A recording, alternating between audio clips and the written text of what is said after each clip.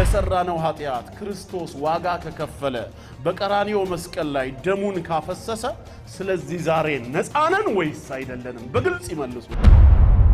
ኢየሱስ ሞቶልሃል፣ ላንተ ኃጢያት ዋጋ ከፍሏል፣ ተሰቅሏል፣ ስለዚህ እመን ትድናለህ። ለየትኛው ኃጢያት ብዬ ስጠይቃቸው ከአዳም ለወረስከው። እኔ አዳም አትብላ የተባለውን የዛፍ ፍሬ ወስዶ ሲበላ አልነበርኩ፣ አላየው፣ አልተባበርኩ፣ አልሰማው፣ አላገዝኳቸው፣ አብሬም አልበላው። ምንም በማላቀው ነገር ከስንትና ስንት ሺህ ዓመታት በፊት ወይ ሳይንስ እንደሚለው ከሚሊዮን ዓመታት በፊት የነበሩ ሰዎች ባጠፉት ጥፋት ከስንትና ስንት ሺህ ወይ ሚሊዮን ዓመት በኋላ የመጣሁት እኔ የልጅ ልጃቸው ጥንት በተሰራው ኃጢያት አንተም ኃጢያት አለብህ፣ ለዘላለም ሞት ተፈርዶብሃል አባት በሰራው ጥፋት ምንም ባልተሳተፍክበት። ይሄ ነው ጌታ እንድታመልከው ልብህ የሚወደው። በየመንገዱም ኢየሱስ ያድናል ይላል። እንዴት ነው የሚያድን?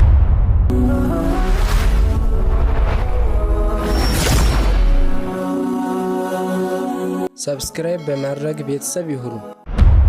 أعوذ بالله من الشيطان الرجيم بسم الله الرحمن الرحيم الحمد لله رب العالمين الصلاة والسلام على نبيه الصادق الأمين نبينا محمد صلى الله عليه وعلى آله وصحبه وسلم أجمعين أما بعد فالسلام عليكم ورحمة الله وبركاته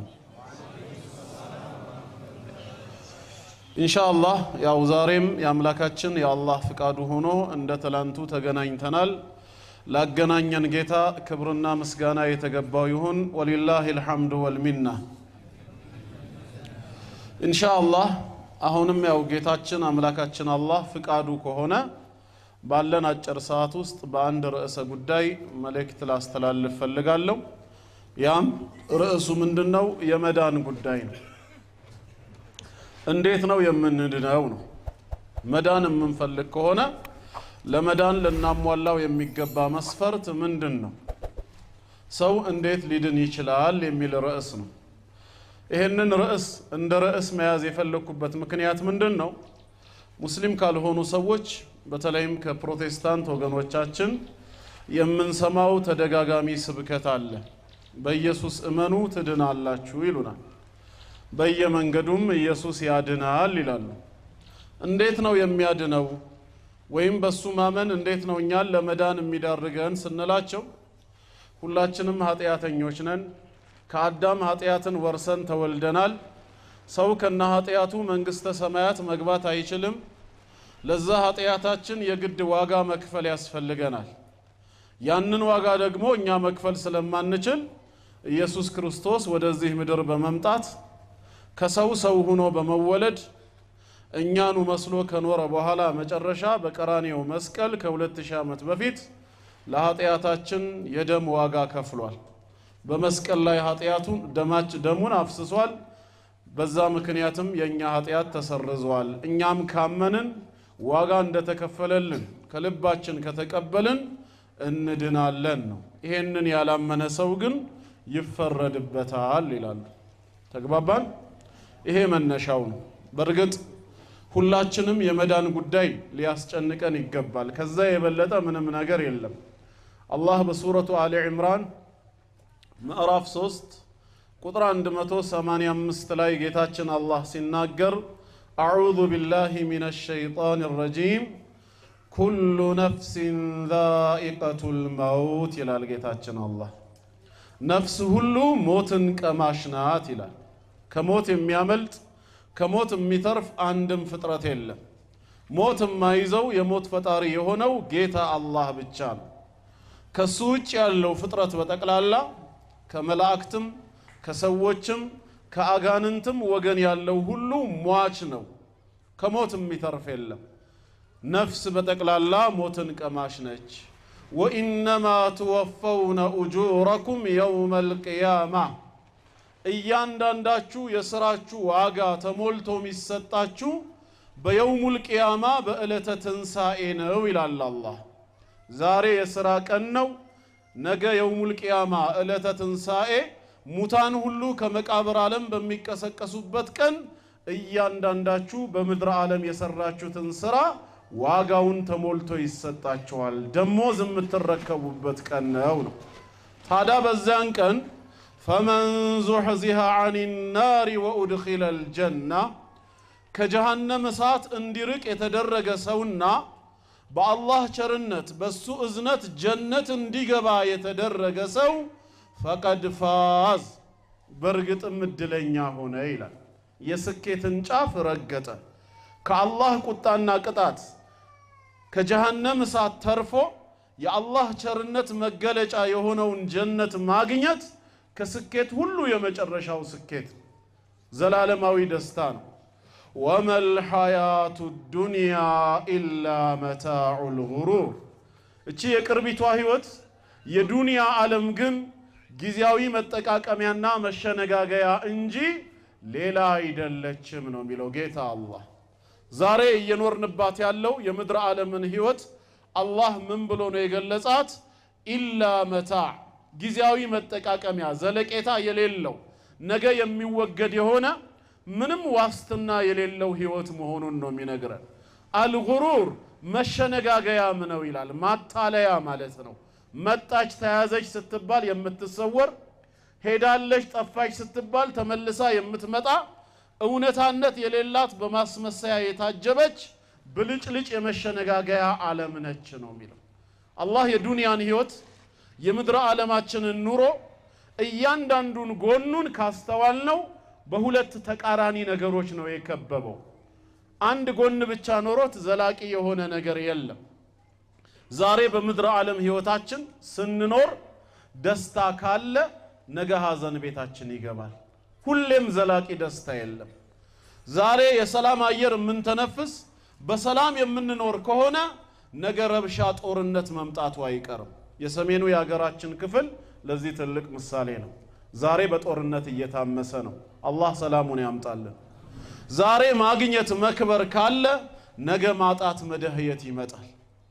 ሁል ጊዜ ሀብት የለም፣ ሁል ጊዜ ድህነት የለምና ማለት ነው። ይቀያየራል።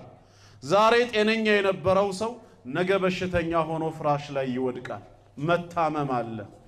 ዛሬ ህይወት ካለ ነገ ሞት አለ። ከመቃብር በታች እንገባለን። የዱንያ ህይወት በሁለት ተቃራኒ ነገር ነው የተከበበው ማለት ነው። አላህ ይሄንን እንዲሆን የፈቀደው ለምንድን ነው? ዓላማና ግባችን አኼራ እንዲሆን ነው። በዱንያ ፍቅር ሰምጠን እንዳንቀር ነው። የዱንያ ህይወታችን ሁል ጊዜ ሰላም እንጂ ረብሻ ባይኖረው፣ ሁል ጊዜ ጤና እንጂ ህመምና በሽታ ባይመጣ፣ ሁል ጊዜ ማግኘት እንጂ ማጣት የሚባል ነገር ባይኖር ማን ነው ከሞት በኋላ ያለውን የአኼራ ህይወቱን እንኳ ለአፍታ ያክል ዞር ብሎ የሚያስበው? በዱንያ ፍቅር ሰምጠን ሰላሟን፣ ጸጋዎቿን፣ አረንጓዴ ብልጭልጭ ነገሮቹን ስናጣጥም አኼራን የምናስብበት ጊዜም አይኖረንም ከሞት በኋላ ላለው ህይወታችን። ስለዚህ አላህ ዛሬ ያስደሰተን ነገር ሁሌ ዘለቄታ እንደሌለው፣ ነገ በተቃራኒው የሚያስከፋን ነገር ሊከሰት እንደሚችል በመግለጽ ዋና ትኩረታችን አኼራ ላይ ነው ያደረገው። አላህ እንዳለው ወብተጊ ፊማ አታከ አላሁ ዳረ ልአኺራ ወላ ተንሰ ነሲበከ ሚነ ዱንያ ይላል። አላህ በሰጠህ ሀብት፣ አላህ በሰጠህ ጤና፣ አላህ በሰጠህ እውቀትና ሙያ የመጨረሻውን ዓለም አኼራህን ጀነትን ፈልግበት፣ ከዱንያም ድርሻህን አትርሳ ነው የሚለው። ሰምጠህ ግን መቅረት የለብህም ነው። ለምን? ነገ በሞት መለየትህ አይቀርም። ስለተማርክ ስለተመራመርክ ረጅም ህይወት አታገኝም፣ ሞት አይቀርልህም። ተግባብተናል? በዓለማችን ላይ በሳይንሱ ዘርፍ ትልቅ ሙያን ያበረከተው ትልቅ አስተዋጽኦን የሰራው ስቲቨን ሃውኪንግ ወደ አኼራ ተሸጋግሯል። ከስራው ጋር ተገናኝቷል። ዘለቄታዊ ህይወት የለውም ማለት ነው። ዛሬ ዓለማችን ሀብታም ሲባል የነበረው ነገ ወደ አኼራ መሄዱ አይቀርም። የአማዞን ባለቤትም ይሁን ወይም ደግሞ ዋናው የሶፍትዌር ኢንጂነር ማን ነው? ቢል ጌት ማለት ነው። ዋናው መስራች የነበረው እሱም ነገ ወደ አኼራ ይሄዳል።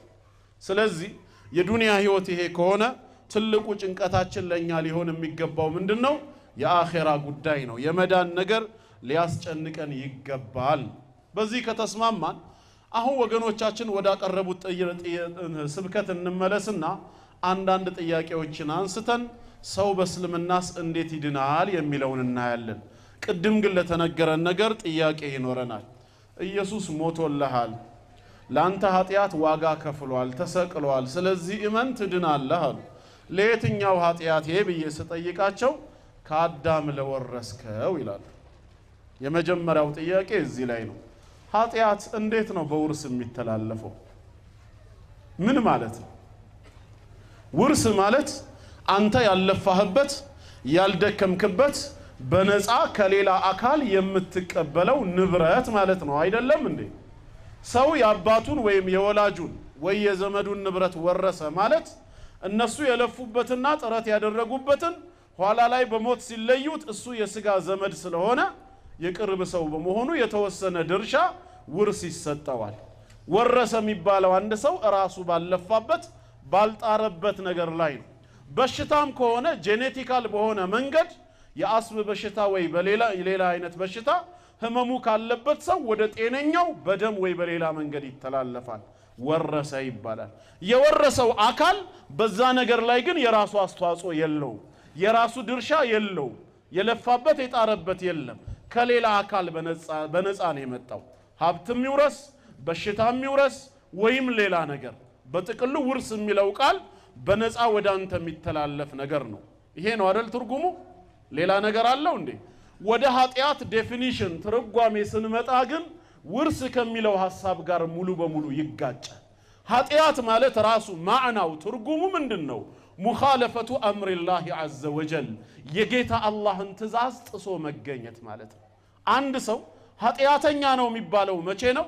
ጌታው አምላኩ አንድን ነገር አድርግ ብሎ አዞት ያን ያዘዘውን ነገር ማድረግና መፈጸም እየቻለ በቸልተኝነት ወይ በስንፍና ሆም ብሎ ከተወውና ካልፈጸመው፣ ወይ በተቃራኒው አንድን ነገር እንዳይቀርብ ጌታው ከልክሎት ማዕቀብ ጥሎበት እያለ ያንን ነገር መከልከልና መጠንቀቅ እየቻለ ሆን ብሎ ሄዶ ከተዳፈረው ድርጊቱ ምን ይሰኛል? ኃጢያት ይሰኛል። ይሄ ማለት ምን ያሳየናል? ኃጢያተኛ ነህ ተብለህ ትከሰስ ዘንድ ምን ያስፈልጋል? ህግን መጣስ ያስፈልጋል። ህግን ለመጣስ ደግሞ ያንተ ነፃ ምርጫ ወሳኝ ነው። ፈቅደህ ራስ ፈልገህ አድርግ የተባልከውን ሳታደርግ ከቀረ ወይም አታድርግ ተብለህ የተከለከልከውን ነገር ከተዳፈርክ ነው አይደለም ተግባረ ኃጢያት የሚባለው። ራስ ሳትፈቅድ ራስ ሳትፈልግ ተገደህ ወይ በሌላ ኢንተርናል ወይ ኤክስተርናል ኃይል ጫና ደርሶብህ አላህ የማይፈልገው ነገር ላይ ብትጣል ስራ ኃጢያተኛ ይባላል እንዴ? አይባልም። ያንተ ምርጫና ፍላጎት አልታከለበትም። ታዲያ ከአዳምና ከሔዋን ኃጢያትን ወርሰናል የሚሉ ሰባኪዎች አዳምና ሔዋን ኃጢያትን ለኛ ሲያወርሱን የዛኔ በወቅቱ እነሱ ለሰሩት ኃጢያት ነበርን እንደኛ ዕውቅና ሰጥተናል? ከሰሩት ኃጢያት ጋር ተባብረናል? ያገዝነው ነገር አለ? የለም። ባላየነው ባልሰማነው ባልተሳተፍንበት በዘመኑም ባልነበርንበት ሁለቱ ወላጆቻችን ላጠፉት ጥፋት እናንተም ዘሮቻቸው ስለሆናችሁ የኃጢያት ተካፋይ ናችሁ። ማን በሰራው?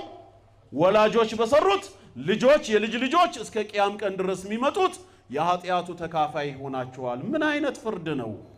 እንኳን ፍጹም ፍትሃዊ የሆነ ለባሮቹ ቸርና አዛኝ የሆነ አምላካችን ይቅርና የሰው ሰራሽ ህግ እንኳን ሰው ጎዶሎ ከመሆኑ ጋር ምድራዊ ፍርድ ቤት ዳኛ እንኳን ይሄን አይፈርድም።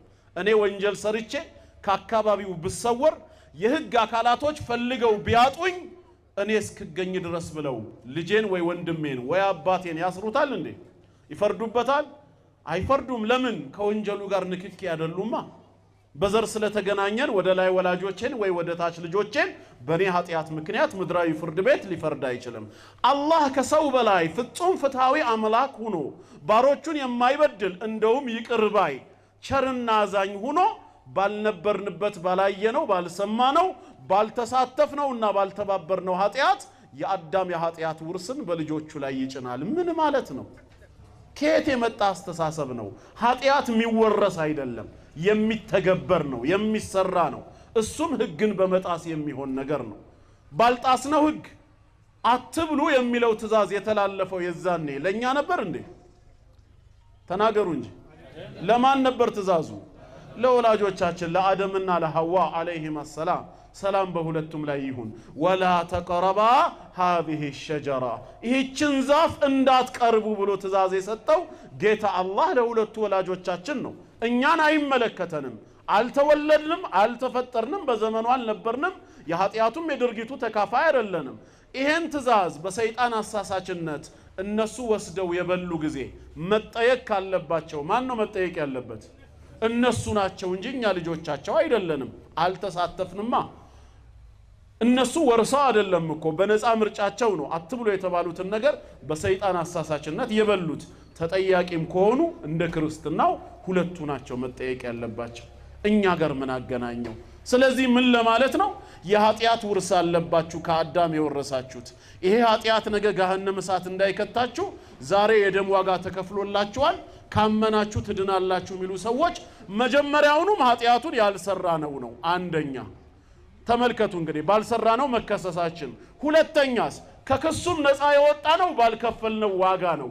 ሮቦቶች ሆነናል ማለት ነው እንደ ክርስትና። እንዴት? ለጥፋታችንም ለመዳናችንም ሚናውን የተጫወቱት ሌላ አካላት ናቸው። እኛ አላጠፋንም። ወላጆቻችን አደምና ሐዋ ባጠፉት ተከሰስን። ስለዚህ ፍርድ ቤት ስንቀርብ ባልሰራነው ወንጀል ቀረብን። ነፃስ እንዴት ወጣን ሲባል ደግሞ በእኛ መልካም ስራ አይደለም፣ በእኛ ንስሐ አይደለም፣ በክርስቶስ ስራ ነው የዳናችሁት ነው የተባልነው። ደሙን ቀራንዮ መስቀል ላይ ነው ያፈሰሰው። ስለዚህ ነፃ የወጣ ነው በክርስቶስ፣ የጠፋ ነው በአዳምና ሔዋን ከሆነ በዚህ መሃል እኛ ለጥፋቱም ለመዳኑ ምን ነበርን? ሮቦት ነበርን ማለት ነው። የራሳችን ሚና አልነበረንም። ስለዚህ ጌታዬ በኃጢአቴ እኔን አልከሰሰኝም፣ በጽድቄና በንስሐዬም አላዳነኝም። የጠፋሁት በአዳምና ሔዋን ኃጢአት በወላጄ ነው፣ የዳንኩት በክርስቶስ ጽድቅ ነው። በዚህ መሃል እኔ ለመዳኔም ለመጥፋቴም ያንተ ተብሎ ወደ እኔ የሚጠጋ ምንም ጥፋትም የለም፣ ምንም ንስሐ ጽድቅም የለም። ስለዚህ የጠፋ ነው በሶስተኛ ወገን ስራ ነው፣ የዳነውም በሶስተኛ ወገን ስራ ነው። እኛ ለምን ተፈጠርን? ምንድነን ታዲያ ትርጉሙ? እዚህ ጋር ተግባብተናል ወንድሞች? እስልምና አላህ ሰውን የሚጠይቀው በገዛ ኃጢያቱ በራሱ ጥፋት ነው ይለናል። የሚያድነውስ ከቁጣው የሚያድነውስ በራሱ ንስሐ በራሱ ጽድቅ በራሱ መልካም ስራ ነው። ባንተ መጥፋት ከኔ ጋር ናችሁ ወንድሞች? አይ አዲስ ሰው ያያችሁ ይመስላል፣ ከዚህ በፊት አይታችሁ ማታቁትን ትኩረት ወደዚህ አድርጓ። እስልምና ለመዳናችንም ለመጥፋታችንም ሚናው እናንተ ናችሁ የምትጫወቱት ነው የሚለው። በኔ ህይወት ላይ ሌላ ሰው ሊፈርድ አይችልም። አንተ የሰራኸው ኸይር ስራ፣ ያንተ መልካም ስራ፣ ያንተ እምነት ለኔ ጽድቅ መሆን ይችላል? አይችልም። አንተና የሰራኸው እኔ አይደለሁም። በተቃራኒው ያንተ ኃጢያት ያንተ ክህደት ለኔ ኩነኔ መጥፋት መሆን ይችላል? አይችልም። ለመዳንም ለመጥፋት እኔው በነፍስ ወከፍ ተጠያቂ ነኝ። ቁርአን ሲናገር ለዚህ ኩሉ ነፍሲን ቢማ ከሰበት ረሂና፣ እያንዳንዲቷ ነፍስ በሰራችው ስራ በነፍስ ወከፍ ትያዛለች ነው ያለው። ለምን? አላህ በእኩልነት ለሰዎች ሁሉ ነፃ ምርጫ ሰጥቷል። ለሰዎች ሁሉ ፈቃድ፣ ጉልበት፣ አቅምን ሰጥቷል። በተሰጣቸው ነፃ ምርጫ በተሰጣቸው አቅም ልክ ሁሉም ምን ይሆናል? ይጠየቃል። ይሄ ነው ፍትህ። ስለ ጀማል አህመድ አይጠየቅ፣ ከበደ ስለ ኤርሚያስ አይጠየቅ። እያንዳንዱ ሰው በነፍስ ወከፍ ነው የሚጠየቀው። በኔ መጥፋትም በኔ መዳንም ላይ እማላቀው ሶስተኛ ወገን ሚና ሊጫወት አይችልም። ስለዚህ አሁን እንደ ክርስትናው ስብከቱ ምንድነው ትርጉሙ? እኔ ሳዲቅ መሐመድ ነው ስሜ። ሳዲቅ አንተ በእግዚአብሔር ፊት ኃጢያተኛ ነህ፣ የዘላለም ሞት የዘላለም ፍርድ ይጠብቀሃል። ታዲያ ይሄ ፍርድ እኮ አንተ ኃጢያት ሰርተህ አይደለም፣ ኃጢያት ላይ ወድቀህ አይደለም። የመጀመሪያው ወላጅህ አደም ባጠፋው ጥፋት ነው። አሃ የተፈረደብኝ በአደም ስራ ነው። ጥሩ ተስፋ ቆርጬ አዝኜ እያለ ይሄው ሰው ምን አለኝ? ግን አብሽር አይዞህ፣ አሁን ኃጢያት ተደምስሶልህ ገነት ትገባለህ። ኃጢያት ተደምስሶም ገነት የገባኸው አንተ ንስሐ ስለገባህ አይደለም፣ የጽድቅ መልካም ስራም ስለሰራህ አይደለም። ከ2000 ዓመት በፊት ክርስቶስ ኢየሱስ በቀራንዮ መስቀል ላይ ደሙን ስላፈሰሰልህ ዋጋ ስለከፈለልህ ነው። አሃ ስጠፋም በሌላ ሰው ስድንም በሌላ ሰው ስራ ነው። በዚህ መሃል በኔ ህይወት ላይ ለመዳኔም ለመጥፋቴም ሚናውን የሚጫወቱት ሁለት የተለያዩ አካላት ናቸው ማለት ነው። ለምንድን ነው የተፈጠርኩት ታዲያ? አላህ ወደዚህ ምድር ሰው አድርጎ ያመጣኝ ለምንድን ነው? ራሴ ወንጀል ሰርቼ ከህግ ወጥቼ ትከሰሳለህ ብባል ሴንስ ያደርጋል። ራሴን ነው የምወቅሰው። በዛው ተቃራኒ ራሴ በሰራሁት መልካም ስራ እንዲሁም በእምነቴ ሰበብ አላህ ቸርነት ታክሎበት ብድን የኔው ጉዳይ ነው ብዬ ደስታ ይሰማኛል። ታላቁ ሐዲሱል ቁድሲ ላይ ካያችሁ ጌታችን አምላካችን አላህ ያ ዒባዲ ባሮቼ ሆይ ያለ ሲያናግረን የመጨረሻው 10ኛው ኃይለ ቃል ላይ ምንድነው ያለው? ኢነማ ሂየ አዕማሉኩም ኡሕሲሃ ለኩም ይላል። ዛሬ በፍርዱ ቀን የናንተኑ ስራ ነው ቆጥሬ የማስረክባችሁ አለ። ሌላው ይሰራላችሁን አላለም፣ የራሳችሁን ثم أوفيها إياه ثم أوفيكم إياها ያንኑ መልካም ስራ ምንዳውን ሞልቼ እሰጣችኋለሁ። ፈመን ወጀደ ኸይራ ተመልከቱ ጌታችን ታዲያ መልካምን ነገር ያገኘ ሰው ሚዛኑ አልፎለት የዳነ የጀነት የሆነ ማለት ነው። ፈሊየሕመድላህ ተዓላ ጌታውን አላህን ያመስግን የሱ ቸርነት የእዝነቱ ውጤት ስለሆነ። ወመን ወጀደ ገይረ ዛሊክ ከዚህ ውጭ ያገኘ ለጥፋት የሆነ ሰው ሚዛኑ የቀለለበትስ ኃጢአት ያወረሰውን አደምን ይውቀስ አይደለም ያለው። ፈላ የሉመነ ኢላ ነፍሰ ራሱን እንጂ ሌላን እንዳይወቅስ። ስጠፋም በራሴው ነው፣ ስድንም ሰበቡ የኔው ነው። እስልምና ሎጂክ ነው። መዳኔም ሆነ መጥፋቴ ከግል እምነቴና ስራዬ ጋር ነው እንጂ የሚገናኘው ከአዳምና ከኢየሱስ ጋር አይገናኝም። እኔ ሮቦት አይደለሁም። እነሱ በኔ መዳን ላይ ሚናቸውን የሚጫወቱት ይሄንን ነው የሚሰብኳችሁ። አያችሁ። ስለዚህ አንዱ ኢየሱስ ክርስቶስ ስለ ሁሉ ኃጢአት ሞተ ምትለዋን ሎጂክ አእምሯችን ላይ ለመክተት መጀመሪያ ምን አሉ? አንዱ አዳም ሁላችንንም ማጠፋል አሉ። የአንድ የአዳም ጥፋት የዓለም ህዝብ ጥፋት ተደርጎ ከተወሰደ የአንዱ የክርስቶስ ጽድቅ ደግሞ ለዓለም ሁሉ መዳን ይሆናል እያሉን ነው። ጳውሎስ ያስተማረው ነው። በአንዱ በአዳም ሁሉ እንደሚሞቱላ በክርስቶስ ደግሞ ሁሉ ሕያዋን ይሆናሉ። እውነት ሎጂክ ነው። አንድ ሰው ላጠፋው ጥፋት ሁሉም ሰው እንዲሞት ሁሉም ኃጢአተኛ ሆኖ እንዲከሰስ በአምላክ ፊት መቆሙ ምንድነው ትርጉሙ? እኔ አደም አትብላ የተባለውን የዛፍ ፍሬ ወስዶ ሲበላ አልነበርኩ፣ አላየው፣ አልተባበርኩ፣ አልሰማው፣ አላገዝኳቸው፣ አብሬም አልበላው። ምንም በማላቀው ነገር ከስንትና ስንት ሺህ ዓመታት በፊት ወይ ሳይንስ እንደሚለው ከሚሊዮን ዓመታት በፊት የነበሩ ሰዎች ባጠፉት ጥፋት ከስንትና ስንት ሺህ ወይ ሚሊዮን ዓመት በኋላ የመጣሁት እኔ የልጅ ልጃቸው ጥንት በተሰራው ኃጢአት አንተም ኃጢአት አለብህ፣ ለዘላለም ሞት ተፈርዶብሃል አባት በሰራው ጥፋት ምንም ባልተሳተፍክበት። ይሄ ነው ጌታ እንድታመልከው ልብህ የሚወደው? ባልሰራው የሚፈርድ ነው? ቸርነቱ ምኑ ላይ ነው? አርራህማን الرحيم እጅግ በጣም ሩህሩህ አዛኝ ነው መባሉ ትርጉሙ ምኑ ላይ ነው? ባልሰራው ሞትን የሚፈርድ ተመልሶ ደግሞ አሁንም እንደዚሁ ጠፋለው ብለህም አትዝጋ። ራስ ባልሰራው ራስ ንስሐ ገብተህ ባልተጸጸትከው ስላንተ ጽድቅን የሰራልህ አንድ ሰው አለ፣ በሱ ደግሞ ትድናለህ ነው። ስለዚህ ስድንም ስጠፋም በራስህ አይደለም። ስላንተ መዳን ስላንተ መጥፋት ሚናውን የሚጫወቱት ሌላ አካላት ናቸው ከተባለ አንተ የተገጠምክ መሳሪያ ነህ፣ ሚና የለህም። ከዚህ ውጭ ያለው ይሄንን ነው እንድንቀበል የሚፈልጉት ማለት ነው። ላንተ መዳን ይሄ ነው ይላሉ። ይሄ የተሳሳተ አመለካከት ነው። አንደኛው ጥያቄያችን ይሄ ነው። ግልጽ ነው አይደል? ገብቷቸዋል። ሁለተኛ እሺ እንቀበል ወዳሉት እንሂድ።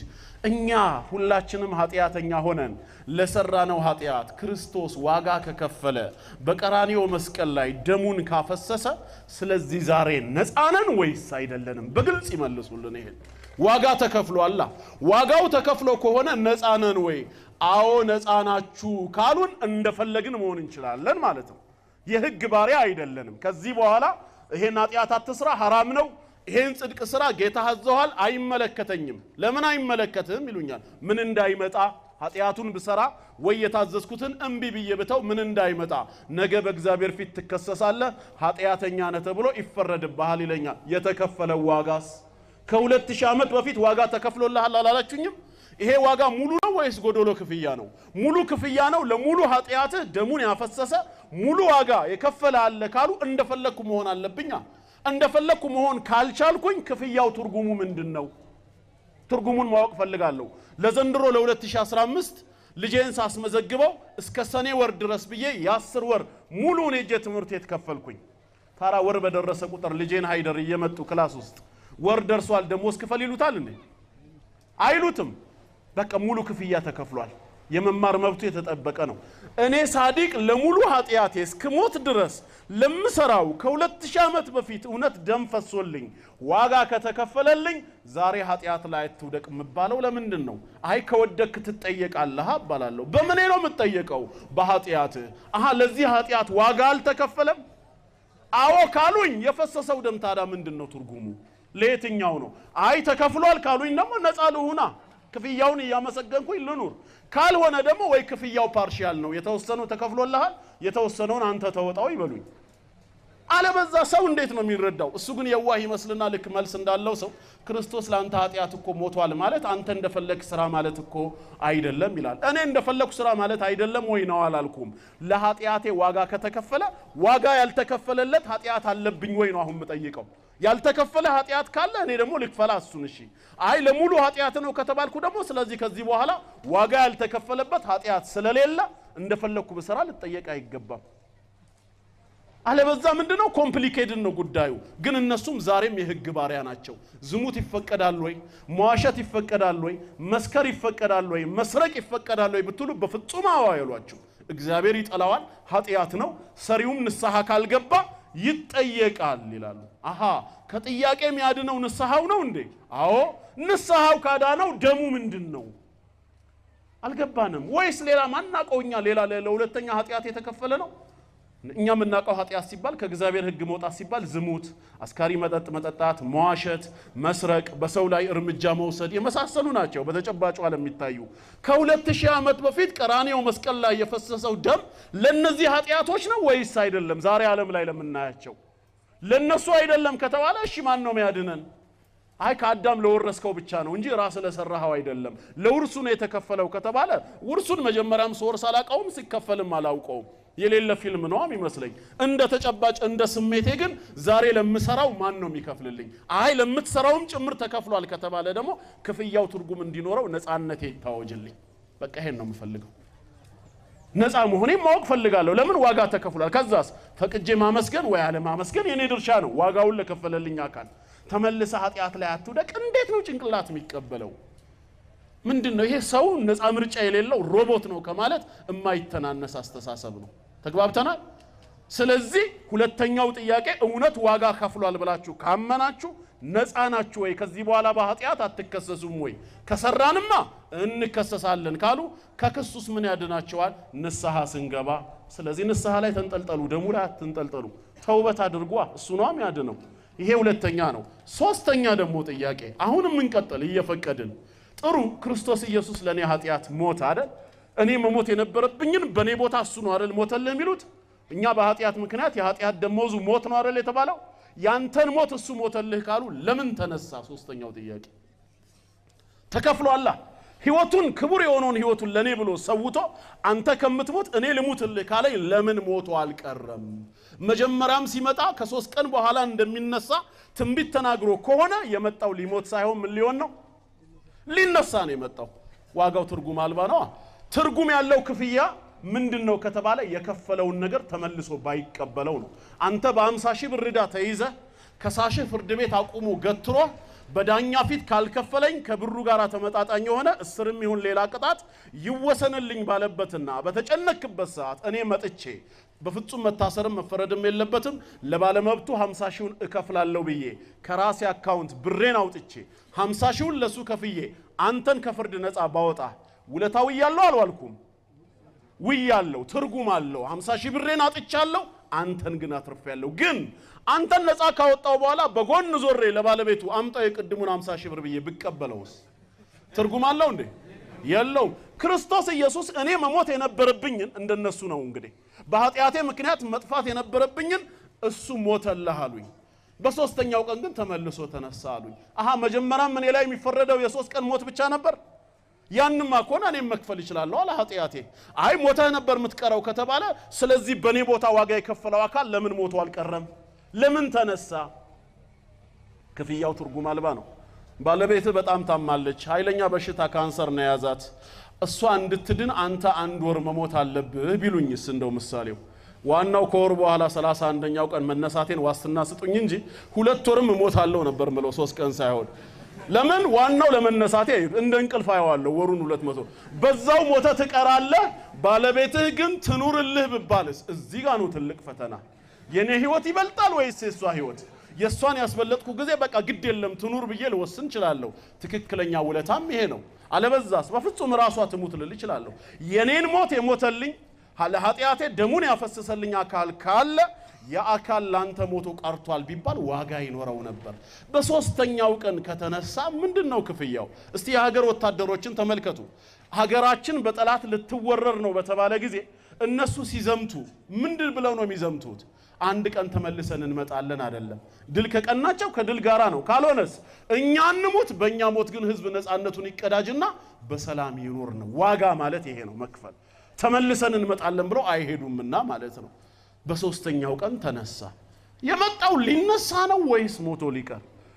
አይ መልሳለን ይለዋል። ምን የሞተው ለኃጢአት ሲሆን የተነሳው ደግሞ ቂያማ መኖሩንም በዛው ሊነግር ነው። ሰው ሞቶ አልቀረም፣ ሞቶ እንደሚነሳ የትንሳኤ ብስራት ሊሆን ነው ይላሉ። አሃ ከዛ በፊት አይታወቅም ነበር?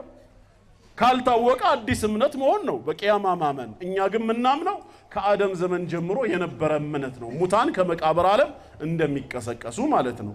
ይሄ ትርጉም አልባ ነው። ስለዚህ ለዚህ ጥያቄ ምንድነው የናንተ መልስ ነው? ትድናለህ ብሎ ከመጣ አንተም ይሄን ጥያቄ መጠየቅ አለበት። ጥሩ እሺ፣ በእናንተ በእስልምና እንዴት ነው የሚዳነው?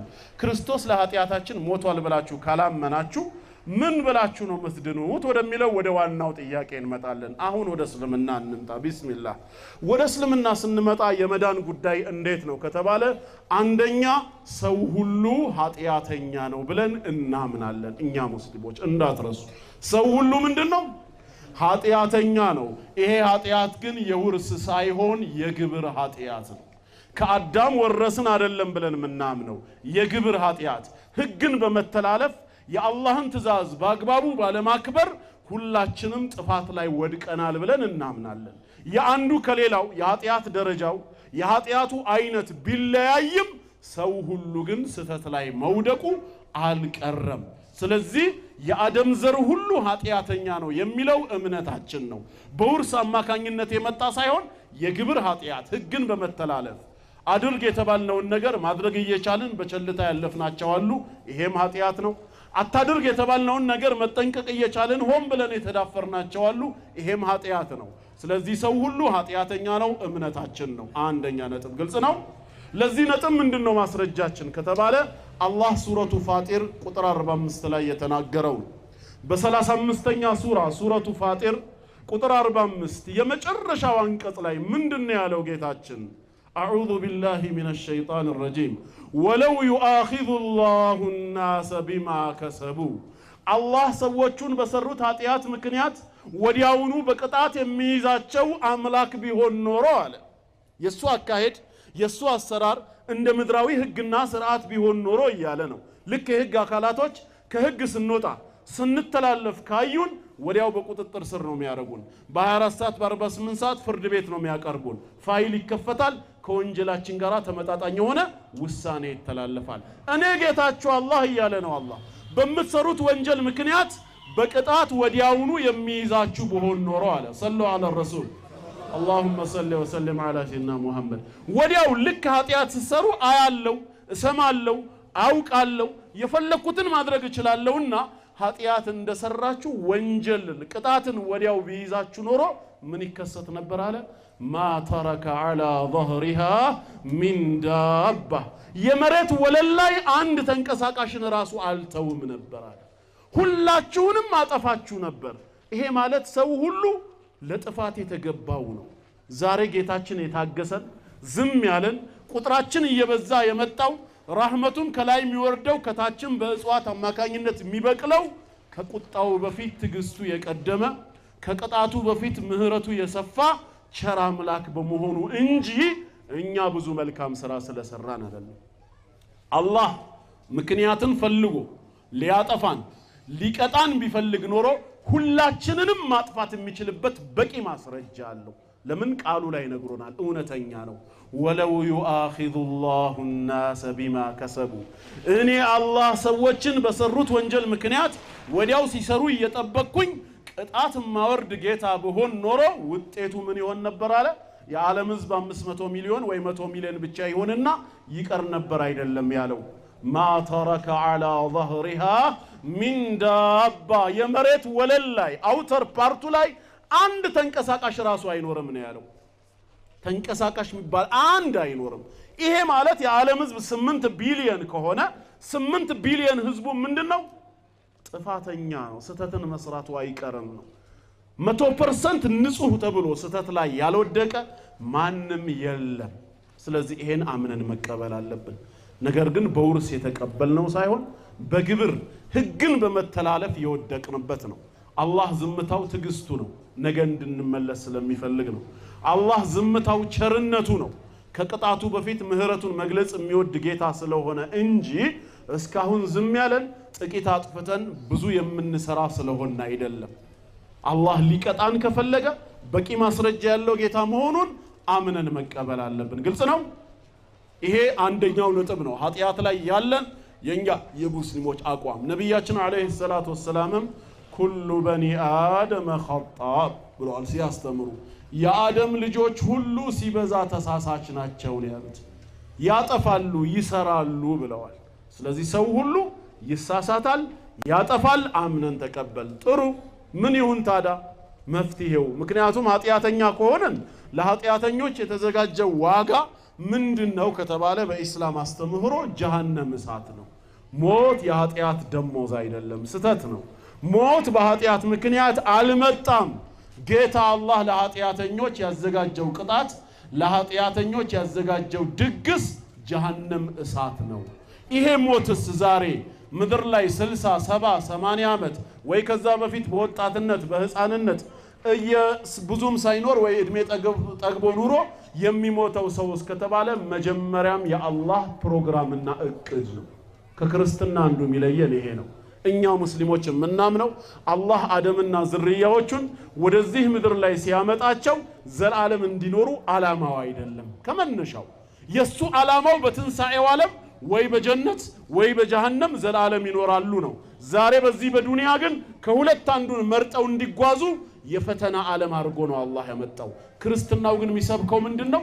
አደምና ሐዋን መጀመሪያ ሲያስቀምጣቸው በጀነት ዓላማና ግቡ ዘላለም እንዲኖሩ ነበር፣ እንዲሞቱ አይደለም።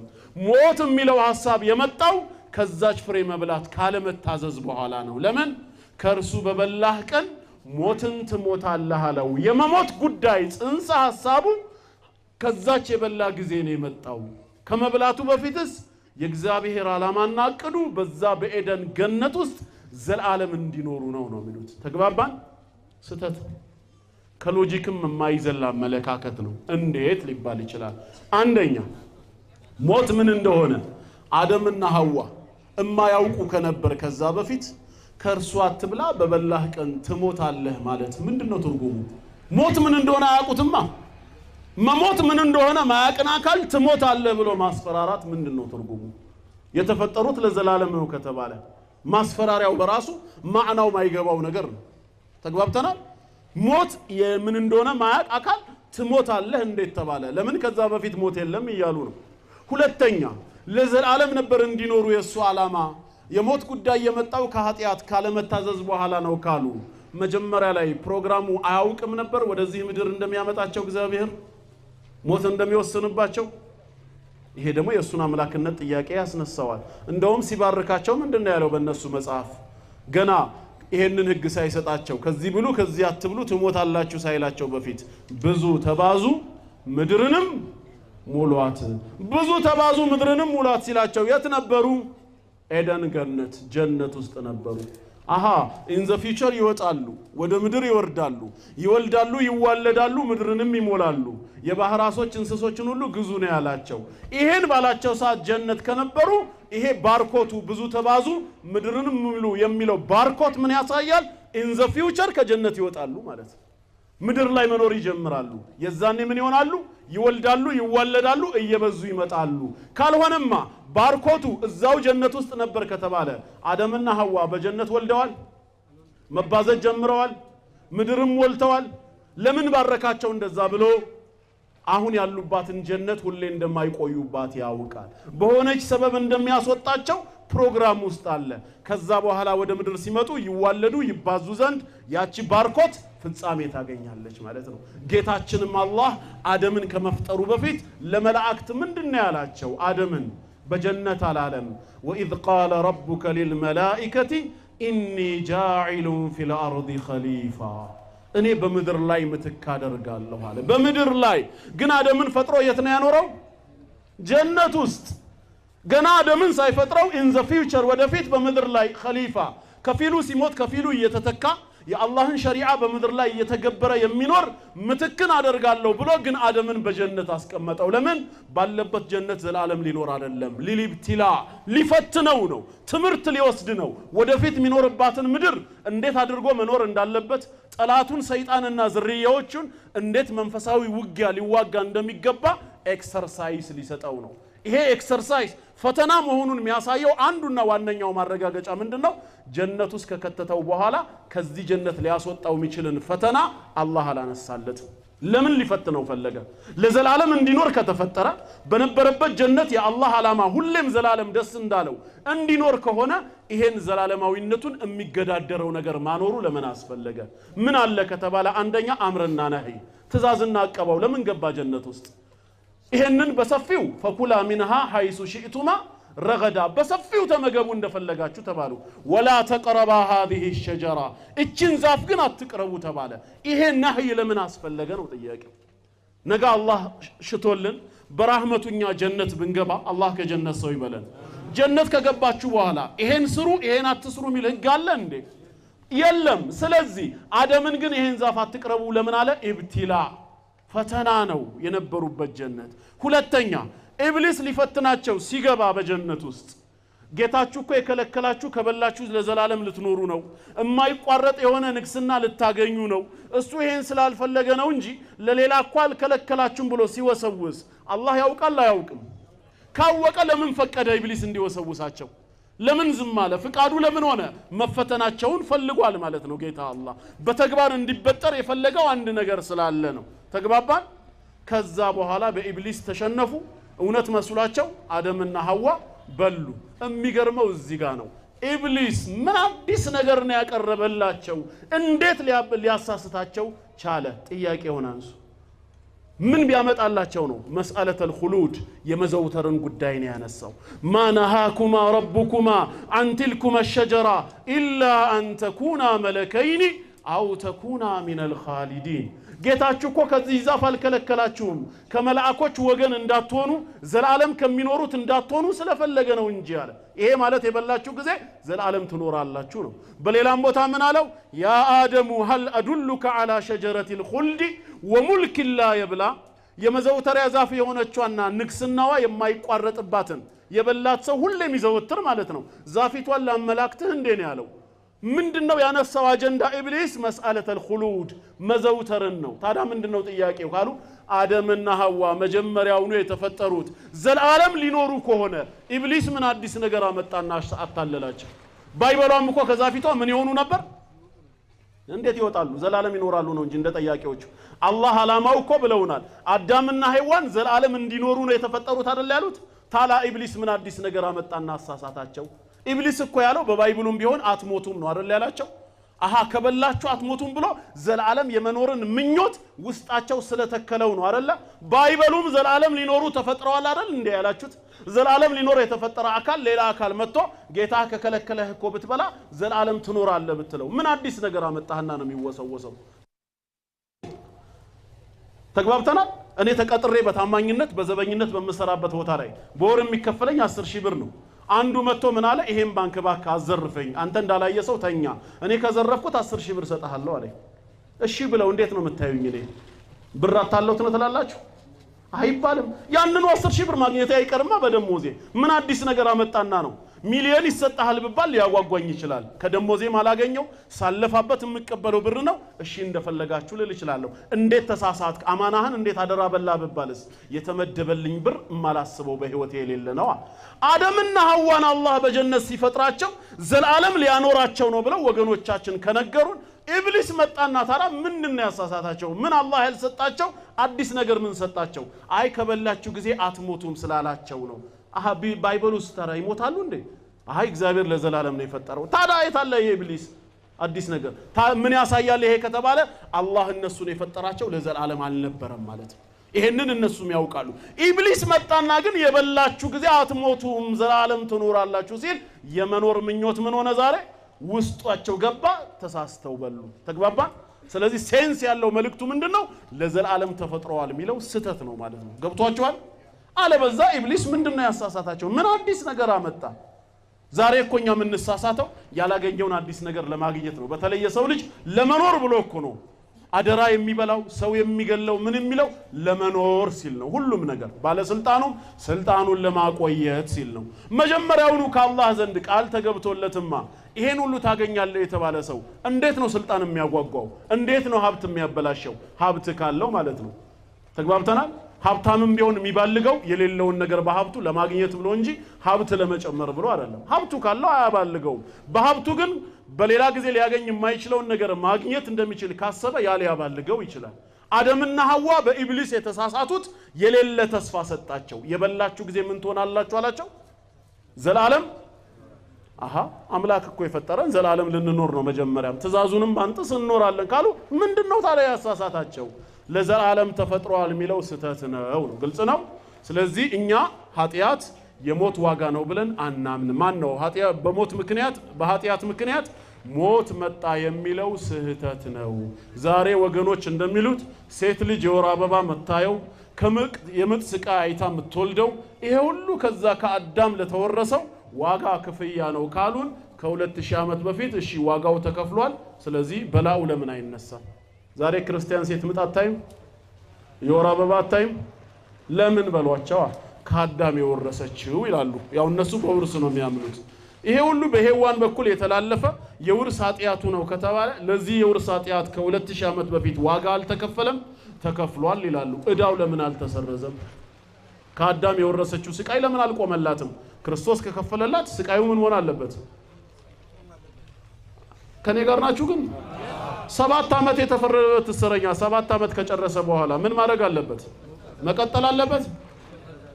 ምን መሆን አለበት? ለምን? ስለዚህ ሴት ልጅ መዳዋ ተከፍሏላ ከ2000 ዓመት በፊት ከአዳም ከሔዋን በኩል ወረስ ለተባለችው የምጥ ስቃይ የወር አበባ እንግልቱ ክርስቶስ ዋጋውን ከከፈለ እዳው ደግሞ ምን መሆን አለበት? ግን አልተሰረዘማ አለ። ሁለተኛ ይሄ እርግማን እውነት በሴቶች ሁሉ ላይ የተላለፈ የእግዚአብሔር እርግማን ነው እናንተ እንደምታምኑት? አዎ ነው ካሉ ከእግዚአብሔር ቁጣና እርግማን ሰው ማምለጥ ይችላል? ታዲያ የተወሰኑ ያመለጡ ሴቶች አሉ። እነማን? የወር አበባ የማያዩ ማያረግዙ ሴቶች የሉም? መሃኖች የምጥ ስቃይ የለባቸው። የምጡ ስቃይ ደግሞ የመጣው የሔዋን ውርስ ከሆነ አጠቃላይ ሴት ላይ ከተፈረደ እንዴት ሊድኑ ቻሉ? የሚወልዱት ደግሞ ምን ማድረግ ጀመሩ? ዘመናዊ በሆነ መንገድ በኦፕራሲዮን ይወልዳሉ። የምጥ ስቃዩ ምን ሆነ? ቀነሰላቸው። የተወሰነ ህመም ቢኖረውም እንደ ምጥ ግን አያሰቃይም ኦፕራሲዮኑ። እሺ ምን ይሁኑ? እንዴት ነው የእግዚአብሔርን ቁጣ በቴክኖሎጂ በህክምና ማምለጥ የሚቻለው? እኛ ግን ቁጣው ነው ብለን አይደለማ ምናምነው። እናታችን አይሻ ረዲየላሁ ዐንሃ ከረሱል ሰለላሁ ዐለይሂ ወሰለም ጋር መካ ገብተው ወደ ካዕባ ሲገቡ ጥግ ላይ ሄዳ ማልቀስ ጀመረች። እሳቸው ጠዋፍ አድርገው ጨርሰው ሲመጡ ጥግ ላይ ሆና ታለቅሳለች። መጡና መልእክተኛው ምን አሏት? አነፊስቲ አሏት። ያ የተለመደው ወራዊ የወር አበባሽ ስለመጣ ነው እንዴ አሏት። ሀይድ ላይ ያለች ሴት ጠዋፍ አታረግማ። አዎ ስትል ጊዜ ምን አሉ? هذا شيء كتبه الله عز وجل على بنات آدم ያሉት ሐዋ ያመጣችብሽ በሽታ ነው አሉ። አላህ በአደም ልጆች ሴቶች ላይ መጀመሪያም የወሰነው መለኮታዊ ውሳኔው ነው ያሉት። እኛ በአዳም አለመታዘዝ በሐዋ ኃጢያት ምክንያት እንዲተረግማለች አይደለም እንለው፣ የአላህ ውሳኔ ነው። ስለሆነስ ይሄን ውሳኔ ታግሳ ሴት ልጅ ከተቀበለች በዚህ ሰበብ በምጡም ይሁኑ በወር አበባው በርግዝናው በመውለዱ ሰበብ አንድ ስቃይ ቢደርስባት የጀነት ነች በዛ ሰበብ ከሞተች። ነብያችን ሰለላሁ ዐለይሂ ወሰለም አሉ አልመርአቱ ሚን ሐምሊሃ ኢላ ወድዒሃ ወኢላ ፊሳሊሃ ከልሙራቢጡ ፊ ሰቢልላህ ፈኢን ማተት በይነ ዛሊከ ፈለሃ አጅሩ ሸሂድ። ሴት ልጅ ከርግዝና እስከ ልጅ መውለድ ከልጅ መውለድ እስከ ጡት ማስጣል አጥብታ ማለት ነው ድረስ በማህከሉ ለምታየው ስቃይ ዋጋው ከልሙራቢጡ ፊ ሰቢልላህ በአላህ መንገድ ሆኖ እስላማዊ ግዛቶችን የሙስሊሞችን ዳር ድንበር ለማስከበር እንደሚታገል ሙጃሂድ ነች አሉ። ፈኢን ማተት በይነ ዛሊክ በዚህ መሃል ባንዳቸው ብትሞት በርግዝና ወይ በመውለድ በምጥ ስቃይ ወይ በጡት ማጥባት ብትሞት ፈለሃ አጅሩ ሸሂድ የአንድ ሙስሊም ሰማዕት አጅር ወይም ዋጋ አላት አሉ።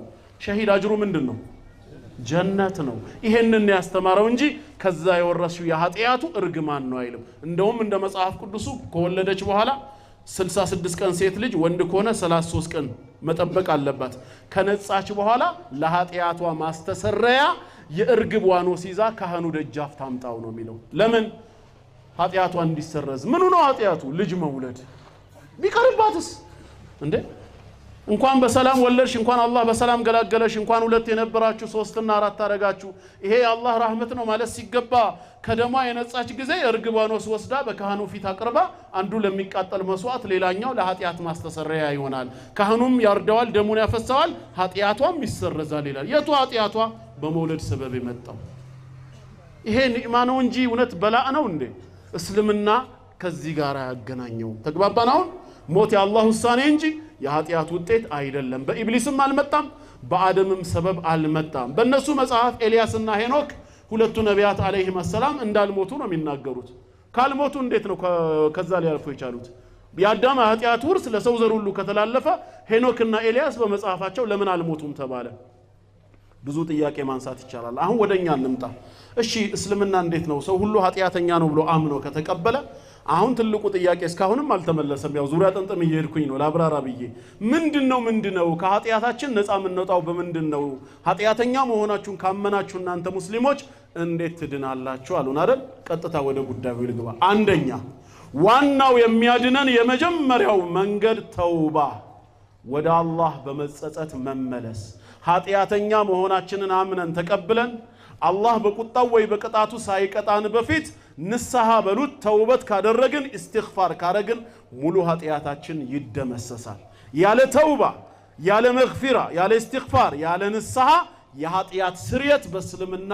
የለም ነው ምንለው ተውባ ወይም ወደ አላህ በመጸጸት መመለስ የሱን ምህረት መጠየቅ ሙሉ ኃጢያትን የመደምሰስ አቅም አለው የመጀመሪያውና ቀዳሚው ተግባር ሰው ኃጢያተኛ መሆኑን አምኖ ተቀብሎ አላህን ይቅርታ መጠየቅ ነው እንጂ ዋጋ ተከፍሎልኛል ደም ፈሶልኛል አይደለም ተግባባን በሌላ ሰው ጽድቅ አትድንም በሌላ ሰው ኃጢያትም አትጠፋም ምትጠፋው በራስ ኃጢያት ነው ምትድነው በራስ እምነት በራስ ንስሐ በራስ ጽድቅ ነው እያንዳንዱ ሰው ተጠያቂነቱ በጫንቃው ላይ ነው ስለ ሳዲቅ መሐመድ ዋጋ የሚከፍልበት ምክንያት የለም ስለ መሐመድ መልካም ስራ ሳዲቅ የሚድንበት ምንም ምክንያት የለም የመጀመሪያው ኃጢያተኛ መሆንን ካመንክ ላንተ ኃጢያት ራስህ እንጂ ሌላ ሰው እንደማይጠየቅ እርግጠኛ ከሆንክ ጌታህ እንዳይጠይቅህ እንዲምርህ ከፈለክ በነፍስ ወከፍ ንስሐ ግባ ኃጢያተኛ መሆንን እመንና በዚህ ጌታ በአላህ ፊት ተናዘዝ አንተን አላህ ሊምርህ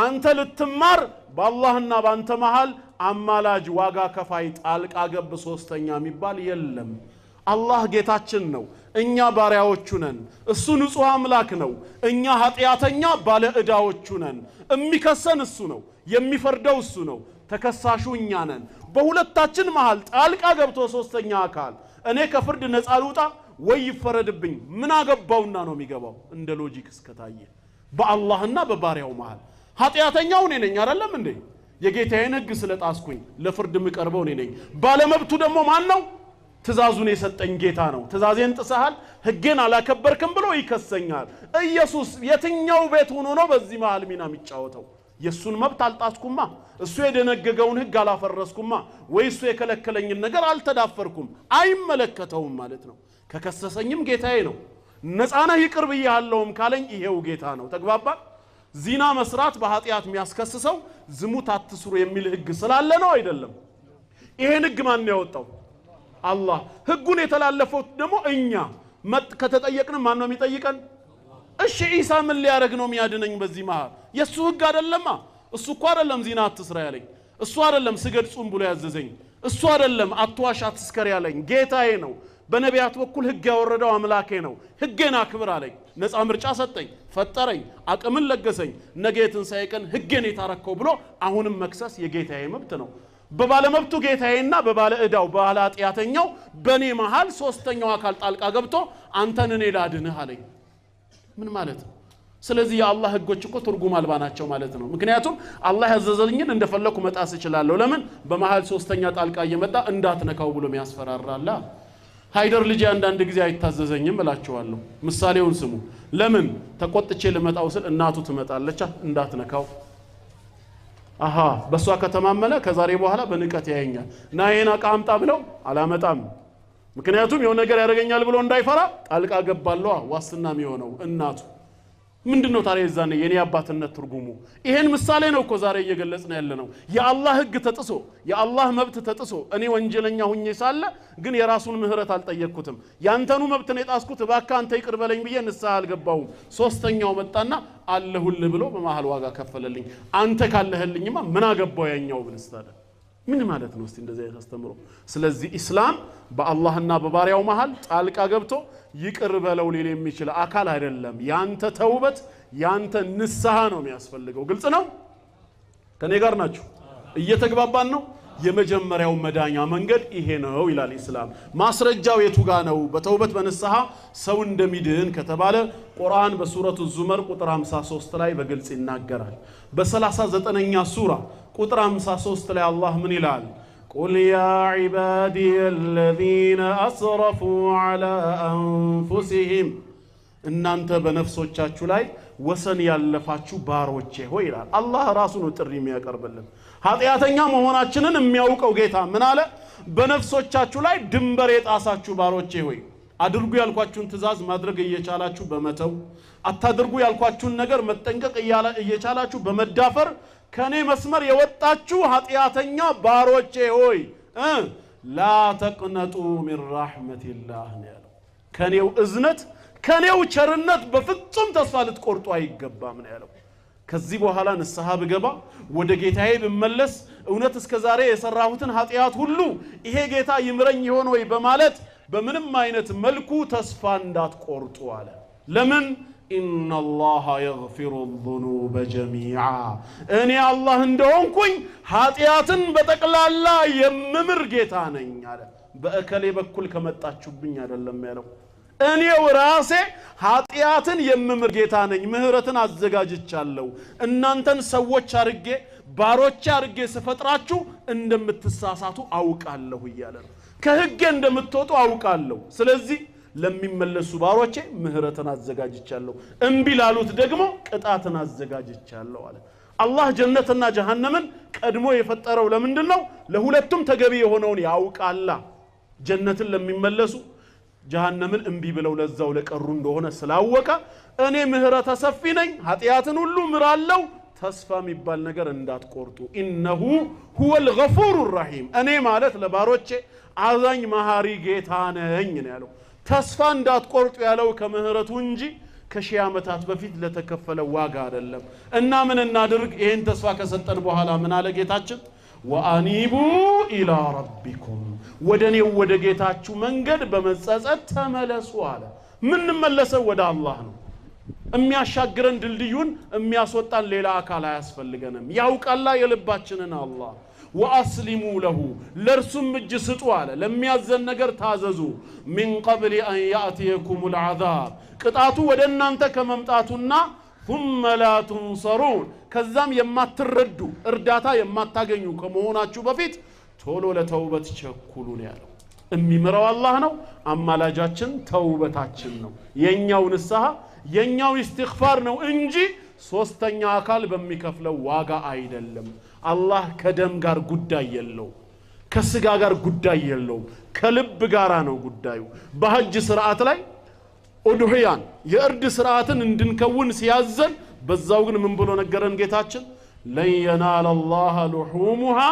ولا دماؤها መታፈሱት ደምም ሆነ ስጋው እኔ ጋር አይደርስም ነው ያለው እናንተው ጋር ነው ስጋው የምትበሉት ምንድነው ታዲያ የሚደርሰው ولكن يناله التقوى منكم ልባዩ ፍራቻችሁ ግን ይደርሰኛል አለ አላህ ልብን ነው የሚያየው ኃጢያተኛ መሆንን ከልብ ካመንክ በዚህ ተግባር ከተጸጸትክ አላህ ሊቀጣህም ሆነ ሊቆጣብህ ከፈለገ ከሱ ቁጣና ቅጣት ማንንም ሊያስጥልህ እንደማይችል እርግጠኛ ከሆንክ ከዛ በኋላ በተሰበረ ልብ ወደ አላህ ሁለት እጅህን አንስተህ ያ ረቢ ማረኝ ካልከው ሙሉ ኃጢያትህን ይምራል ልብህን ነው አላህ የሚፈልገው መስዋዕቱን አይደለም ምን ይሉን ነበር እነሱ ሲሰብኩን በድሮ ጊዜ ይሉናል በብሉይ ኪዳን ዘመን ሰዎች ኃጢያት ሲሰሩ ኃጢያታቸው እንዲሰረዝ ከኃጢያታቸው ጋር ካህኑ ምን ይላቸዋል ተመጣጣኝ የሆነ የእንስሳት መስዋዕት ቁርባን እንዲያቀርቡ ያዛቸዋል ከዛ የእንስሳት ይታረዳል ደሙ ይፈሳል የሰውየው ኃጢያት በዛ ይሰረዛል አሉ ይሄ ታዲያ ሰውን ከኃጢአት ያቀበዋል? እውነት እንደነሱ እንደተናገሩት ከሆነ ሀብታሞች የሀብት መጠናቸውን እያዩ የፈለጉትን ኃጢአት ሊሰሩ ነው ማለት ነው። ለምን? ምን ችግር አለ? ብሩ አለ፣ በግምረድ በሬምረድ ከተባለ ያ ብር እስኪጠናቀቅ ድረስ መስዋዕት ማቅረብ ነው። እስልምና ግን የንስሐ መንገድን ሰደቃ አላደረገውም። የመጀመሪያው ሰደቃ ትርጉም የሚኖረው በፈራ ልብ ውስጥ ነው። ልብ በኃጢአተኝነቱ ካልፈራ፣ በኃጢአተኝነቱ አላህ ሊጠይቀኝ ይችላል ብሎ ካልደነገጠ የልብ ተውበት ከሌለ ሰደቃ ዋጋ የለው። ከመጸጸት ጋራ ነው ውጫዊ ሰደቃ ትርጉም የሚኖረው። መጀመሪያ ጥፋተኛ መሆንን እመን። ካመንክ አላህ ዑዝሩን ያቀልልሃል። ለዚህ ትልቅ ምሳሌ አደምና ኢብሊስ ናቸው። ሁለቱም ተመሳሳይ ጥፋት በጀነት በነበሩበት ድሎት ፈጽመዋል። ግን አላህ አንደኛውን ይቅር አለው፣ ሌላኛውን ይቅርታ ነፈገው። ለምን? ሁለቱም የሱ ባሮች አይደሉም እንዴ? አይደሉም? ለምን አንዱን ማረው? ለምን አንደኛውን ዝም አለው? ክስተቱን እንይ። አደምና ሐዋ አለይሂም ሰላም አትብሉ ከተባሉት የዛፍ ፍሬ ወስደው በመብላት ትእዛዝን የጣሱ ጊዜ ጌታ አላህ ውጡ ብሎ አላባረራቸው። መጀመሪያ ጥያቄ ነው የጠየቃቸው።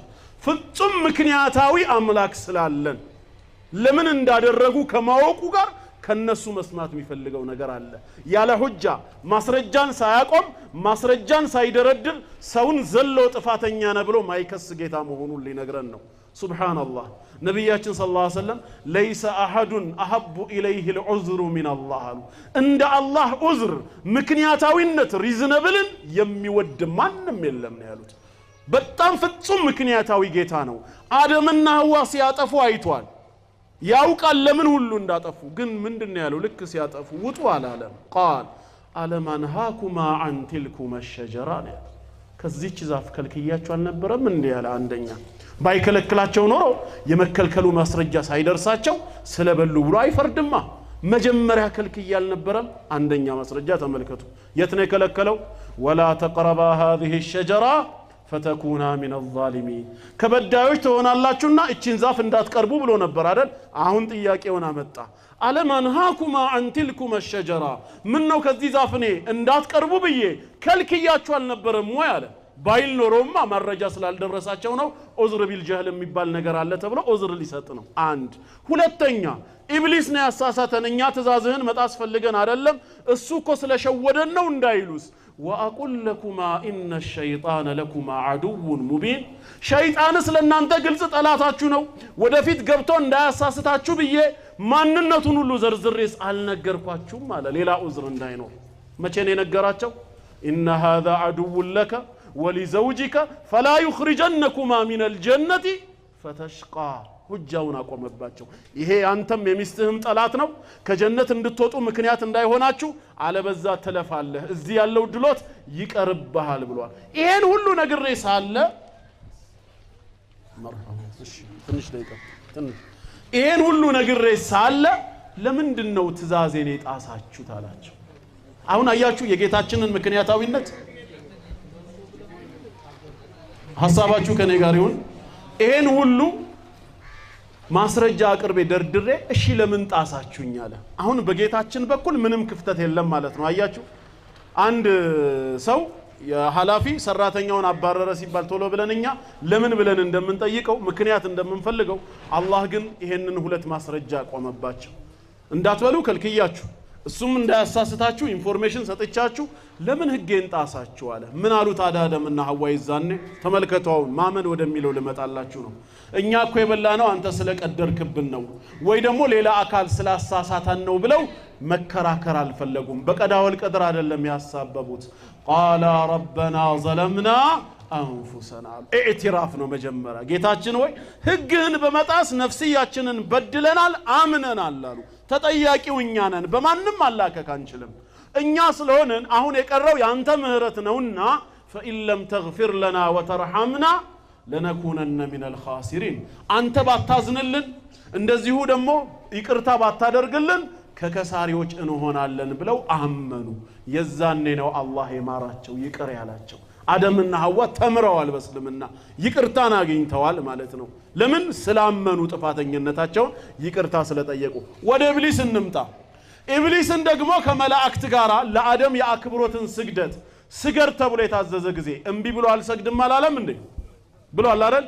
ጌታችን ግን ወዲያው ውጣ ብሎ አላባረረውም ይሄው ፍጹም ምክንያታዊ የሆነው አምላካችን አላህ እንቢ ያለ ጊዜ ያውቃል ከነልቡ ምን እንዳሰበ ግን አላህ ምንም ክፍተት ላለመፍጠር ምክንያታዊ ጌታ ስለሆነ ምን አለው قال يا ابليس ما منعك ان تسجد اذا امرتك عذر ያቅርባ እንደ አደምና ሐዋ ኢብሊስ ሆይ ለመስገድ ባዘዝኩህ ጊዜ የከለከለህ ነገር ምንድነው አለው ወገብህ ታሞ ነበር ስጁድ ከመውረድ ስፓይናል ኮርዱ ላይ ችግር አለ ዛሬ ሰላት መስገድ ያልቻለ ሰው ስጁድ ባለበት ስጁድ ይወርዳል አላህ ይቀበለዋል የልቡን ያውቃል ኢብሊስ ሆይ ምንድነው የከለከለህ አለው ስጁድ ከመውረድ ታዘህ ነበር አይደላው ስለዚህ ምንድነው የከለከለህ ዑዝር ካለህ አቅርብ ነው ጥፋተኛ መሆንን ካመንክ ደግሞ ይቅርታ ጠይቅ ልማርህ ነው ጌታችን ይሄ ነው እኛ ምናውቀው ግን ኢብሊስ እንደ አደምና ሐዋ ነፍሴን በድያለሁ ጥፋተኛ ነኝ ብሎ አላመነም አደምና ሐዋ ያገኙትን ምህረት እንዳያገኝ ያገደው ምንድነው قال انا خير من اعتراض እኔ እኮ ከሱ የተሻልኩ ነኝ ነው ያለው የኔ በታች ነው ለበታቼ እንዴት ሰግዳለሁ አለ ማን ነው ያዘዘኝ የሚለውን ተወና ለማን ነው የታዘዝኩት የሚለው ላይ ነው ፎከስ ያደረገው ከኔ ለሚያንሳ አካል ነው ስለዚህ ከሱ የተሻልኩ ነኝ خلقتني من نار كأسات ነው የፈጠርከኝ وخلقته من طين ከጭቃ ነው የፈጠርከው እሱን ለኔ በታች ለሆነ አካል እንዴት እሰግዳለሁ አለ ትቢት ይሄ ትቢቱ ጥፋተኛ መሆኑን አለማመኑ ጌታው ያዘዘውን ነገር መፈጸም አለመቻሉ ወንጀለኛ መሆኑን ከማመን ጋረደው የዛኔ ጌታችን اخرج منها በል ካለህበት ድሎት ውጣ ብሎ አባረረው ዛሬም ኢብሊስና አደም የፈጸሙትን ጥፋት እኛም እናጠፋለን እንደ አደም የተከለከልነውን እንዳፈራለን እንደ ኢብሊስ የታዘዝነውን እናልፋለን ብዙም እናልፋቸዋሉ ስለዚህ ኢብሊስ የደረሰው ጣፈንታ እንዳይደርስብን አደምና ሐዋ የደረሳቸው ጣ እንዲደርሰን ምን ማድረግ አለብን የአደምን መንሃጅ መከተል አለብን ጥፋታቸውን አመኑ ይቅርታ ጠየቁ አይደል ዛሬም ወንጀለኛ ነኝ ብለን ካመንን አላህን ይቅርታ ከጠየቅነው ምህረቱ ሰፊ ነው በዚህ ብቻ እንድናለን አለበዛ ተውበትና ኢስቲግፋር መግባት አይተበቅብኝም እኔ እንዲ ልታዘዝ አይገባኝም ብለን የኢብሊስን መንሃጅ ከተከተልን ኢብሊስ የሚደርስበት ጣፈንታ እኛም ላይ ይደርሳል ግልጽ ነው ኢስላም በንስሐ በተውበት በኢስቲግፋር ያምናል በዚህ ምክንያት ነው ሰው የሚድነው ነው የሚለው እስልምና ሐዲሱል ቁድሲ ላይ ነብይ ጌታችን አምላካችን አላህ ምን ይላል የብነ አደም ለው በለገት ذنوبك عنان السماء ثم استغفرتني غفرت لك ولا أبالي يا آدم ልጅ ወይ ወንጀል ተከምሮ ሰማይ ጣራ ላይ ቢደርስ ከዛም ጥፋተኛ መሆንን አምነ ይቅርታ ብትጠይቀኝ እዛ የተከመረውን ኃጢያት ምንም ሳይከብደኝ ይቅርልህ ነበር ነው ያለው አላህ ወደ አላህ በንስሐ መመለስ ኃጢያተኛ መሆንን አምኖ ይቅርታ መጠየቅ ወንጀል ሊማር ዋነኛው መንገድ ነው በእስልምና ባንተ ኃጢያትና በአላህ ምህረት መሃል ጣልቃ የሚገባ ሶስተኛ አካል የለም አላህ የልብህን ያውቃል ይመረምራል ጌታ የልብህን ካወቀ ሶስተኛ አካል ስላንተ ምን ብሎ ሊናገር ነው ወደ አላህ የሚሄደው እኔና እሱ እኮ ብንጣላ ሶስተኛ አካል እኮ እሱ ያላወቀው ወይኔ ያልሰማሁትን ነገር በመሃል እየተጠቀመ ሊያግባባ የሚሞክር ነው አንተ እኮ አልገባህም እንጂ እሱ ማለት የፈለገው እንዲ ነው ብሎ እንዲመለስ ከቁጣው ቋቋሙ ይቅርታ እንዲያደርግ የሚያስታርቅ ነው አላህ የባሪያውን ሙሉ ልቡን ንስሐ ይፈልጋል አይፈልግም በኃጢያቱ ተጸጽቷል አልተጸጸተም ሚለውን ካወቀ ሶስተኛ አካል ዋጋ የሚከፍል ምን ያደርግለታል አላህ እስልምና ሎጂክ እስልምና ሪያሊቲ ነው እያንዳንዱ ሰው በነፍስ ወከፍ ይጠየቃል ነው የሚለው በአዳም አትጠየቅም በክርስቶስ አትድንም አለበዛ አሁንም የጠፋሁት በክርስቶስ ነው ማን ነው በአዳም ነው የዳንኩት ደግሞ በክርስቶስ ነው ካልክ እኔ ሮቦት ነኝ በላ ለመዳንህም ለመጥፋትህም ሚና የለህም ያጠፋህ የአዳም አለመታዘዝ ነው ያዳነህ የክርስቶስ ጽድቅ ነው አንተ ምንድነው በዚህ መሃል አንዱ ሲፈልግ የሚያድንህ ሲፈልግ ደግሞ ሌላኛው የሚያጠፋህ መጫወቻ ሆነሃል ማለት ነው በእስላም ግን ምትጠፋው በራስ በገዛ ኃጢያት ነው ምትድነውም ባንተው ተውባ ነው ያ አላህ ተብሎ የሚሰራ ምጽዋት ኃጢያትን ያጠፋል ልክ ኃጢያት ምን እንደሚያጠፋው ማን ነው ልክ ውሃ እሳትን እንደሚያጠፋው እሳት ላይ ውሃ ሲጨመር ያ ውሃ እሳቱን የሚያጠፋውን ያህል የኛ መልካም ስራም ሰደቃችንም ኃጢያቱን ምን ያደርጋል ያጠፋዋል እየሰማችሁኝ ነው እዛ ጋር ይቆማችሁት ይሰማል ኋላ ላይ ያላችሁት መርሃባ ከተሰማችሁ ስለዚህ ሌላው ኃጢያታችን እንዲሰረዝ እንድን ዘንድ ከፈለግን ከተውበት ከንስሐ በተጨማሪ ምን እናድርግ ሲባል አላህን እንታዘዝ መልካም ስራ ላይ እንሳተፍ አላህን መታዘዝ በመልካም ስራ መሳተፍ ኃጢያትን ያጠፋል ወአጢዑ ላህ ወረሱል አላህና መልእክተኛውን ታዘዙ ይላል። ዓላማና ግቡም ለዓለኩም ቱፍሊሁን ትድኑ ዘንዳ ነው የሚለው። ሰው የሚድነው ጌታውን በመታዘዝ ነው ማለት ነው። ጥፋት ላይ ሲወድቅ በንስሐ ይመለሳል፣ ጌታው ያዘዘውን በመፈጸም ይታዘዛል። ይህንን ካደረጉ በኢስላም በተውበትና በመልካም ስራ መዳን አለ ማለት ነው። ከዚህ ውጪ እኛን የሚያድነን ከጌታችን ረህመት ከሱ ቸርነት ውጪ ሌላ ሶስተኛ አካል በፍጹም ሊያድነን አይችልም ነው። ተግባብተናል? እስልምና ይሄን ነው እንጂ የሚያስተምረው ለኃጢአታችን ዋጋ የከፈለ ሌላ አካል አለ ብለን በዛ አካል ላይ ተስፋ እንድናደርግ አይደለም። መልእክቴ ደርሷችኋል ብዬ ተስፋ አረጋለሁ። ስለዚህ ኢንሻአላህ ሙስሊም ያልሆናችሁ ወገኖች ኑ ወደ ትክክለኛው የመዳን መንገድ ወደ ኢስላም አስተምህሮ ሰው ከአላህ በስተቀር በእውነት የሚመለክ አምላክ አለመኖሩን በልቡ አምኖ ባንደበቱ ካልመሰከረ ነብዩ መሐመድ አለይሂ ሰላቱ ወሰላም የአላህ ነብይና መልእክተኛ መሆናቸውን አምኖ ካልተቀበለ ጀነት በሱ ላይ ሐራም ነች፣ ተዘግቷል። አላህ ሲናገር ኢነል ለዚነ ከፈሩ ወከዘቡ ቢአያቲና ይላል። እነዚያ በአላህና በመልእክተኛው የካዱ በአንቀጾቹም ያስተባበሉ ሰዎች ላ ቱፈተሑ ለሁም አብዋቡ ሰማዕ የሰማይ ደጃፎች አይከፈትላቸውም። ሩህ ወይም መንፈሳቸው ከነሱ ተለይቶ ሲወጣ ወደ ሰማይ አትወጣም፣ ሩሃቸው ደጃፉ የተዘጋ ነው። ወላ የድኹሉነ አልጀና ጀነትንም አይገቡም ሐታ የሊጀል ጀመሉ ፊ ሰሚል ኺያጥ ግመል በመርፌ ቀዳዳ እስኪሾልክ ድረስ እንጂ አለ። የግመል በመርፌ ቀዳዳ መሽለክ የማይታሰብ ስህተት ከሆነ እነሱም በፍጹም ጀነት አይገቡም። በነብዩ መሐመድ ሰለላሁ ዐለይሂ ወሰለም ያላመነ እንደማይድን ሰሒህ ሙስሊም ላይ ምን ብለው ተናገሩ? መልእክተኛው ወለዚ ነፍሲ ቢየዲህ ያሉ ነፍሴ በእጁ በሆነችው ጌታ በአላህ ምዬ እናገራለሁ ላ የስመዑ ቢ አሐዱ ሚን ሃዚሂ ልኡማ ከዚህ ኡማ አንድም ሰው የኔን መላክ አይሰማም። የሁድዩን ወላ ነስራንይ አይሁዳዊም ይሁን ክርስቲያን የኔን መላክ አይሰማም። ثم يموت ولم يؤمن بالذي أرسلت به ከዛም የኔን መላክ ሰምቶ በኔ ነብይነት ሳያምን በፍጹም የሚሞት አይሆንም ኢላ ደኸለ النار እሳት ቢገባ እንጂ አሉ። እሳቸው ነብይ ሆነው መላካቸውን የሰማ ሰው ሁሉ ቀሪውን ጊዜ ስለሳቸው በመፈለግ በማጥናት የማመን ግዳጅ አለበት። ከሰማ በኋላ ግን አይመለከተኝም ብሎ ችላ ብሎ ቢዞር ሳያምን ቢሞት ጀሃነም እሳት ነው። በሳቸው ነብይነት ያላመነ ጀነት የተዘጋበት ነው ስለሚል ወደ ላ ኢላሃ ኢላላህ ሙሐመዱር ረሱሉላህ የመዳን መንገድ ኑ ብለን እንጠራችኋለን። አላህ ለኛም በእስልምና ጽናትን ለናንተም ሂዳያን አላህ ይስጣችሁ። ወሰላሙ ዐለይኩም ወራህመቱላሂ ወበረካቱ።